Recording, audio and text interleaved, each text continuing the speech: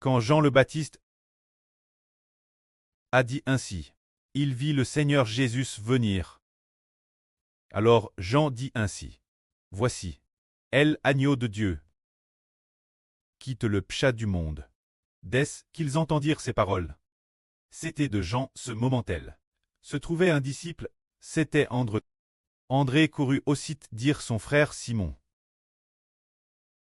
Frère, viens vite, nous avons trouvé le Messie, viens vite. Alors, Simon se mit aussitôt courir et suivit And jusqu'au Seigneur Jésus.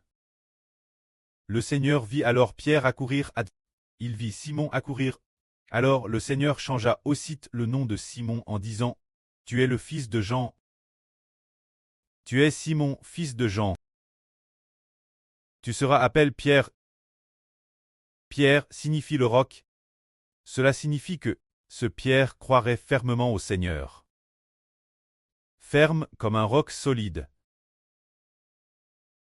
Regardons ces deux disciples. S'ils sont aiment du Seigneur. Jean le Baptiste dit, voici, l'agneau de Dieu. Ils coururent aussitôt pour suivre le Seigneur. Et le Seigneur donna Pierre, changea aussitôt le nom de Simon en Pierre, ce qui signifie le roc.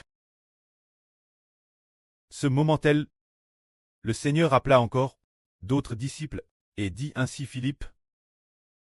Il dit Philippe, viens et suis-moi. Quand Philippe, il suivit aussitôt le Seigneur. Philippe trouva alors qu'il avait un bon ami, nomme Nathanaël. Ce Nathanaël, dans l'évangile de Luc, le témoignage de Luc, est Barthélemy. Philippe dit Nathanaël, celui dont il écrit dans la loi de Mose, et dont les prophètes ont parlé. Nous l'avons rencontré.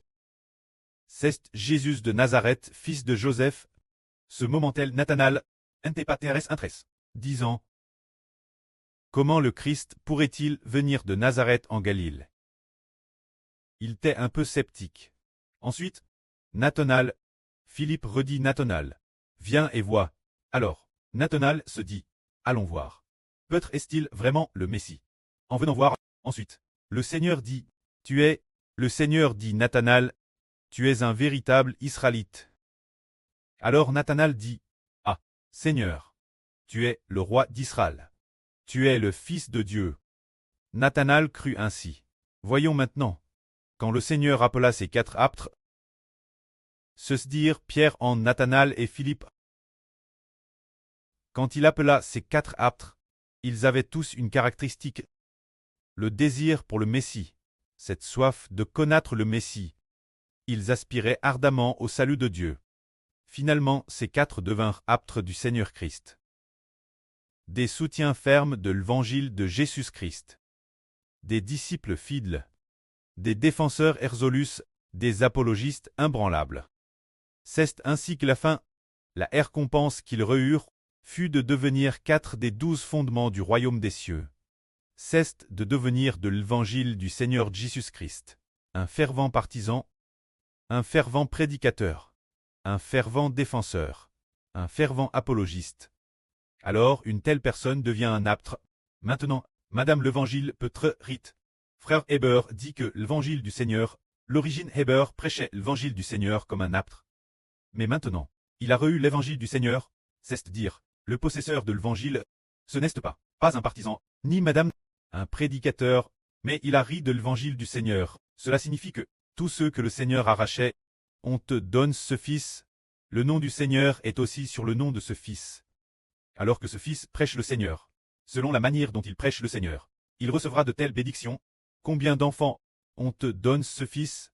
On voit que prêcher l'Évangile du Seigneur avec diligence, soutenir fermement l'Évangile, et ceux qui suivent fermement le Seigneur, combien ils seront finalement honorables. Maintenant, nous un groupe d'enfants. Frère Heber est convaincu que les frères et sœurs ont aussi un cœur comme celui des apôtres, pour prêcher ensemble l'Évangile de frère Heber. Les frères et sœurs deviendront nobles grâce cela. Que la gloire soit auprès et au Seigneur. Amen.